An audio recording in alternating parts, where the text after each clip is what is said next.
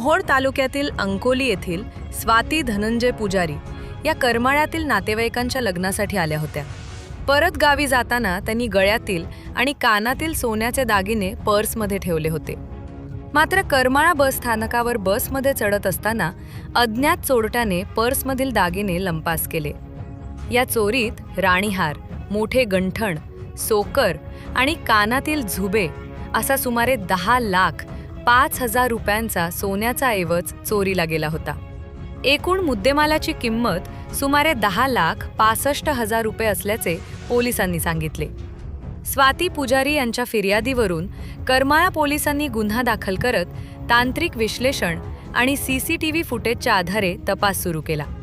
तपासादरम्यान साधना जैन्या काळे हिला छत्रपती संभाजीनगर जिल्ह्यातील बिडकीन येथून ताब्यात घेण्यात आले.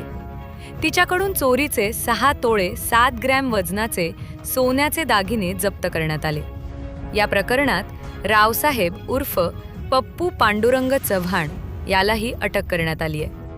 वरिष्ठ पोलीस निरीक्षक रणजित माने यांच्या मार्गदर्शनाखाली हवालदार अभिजित मोहोळकर पुढील तपास करत आहेत.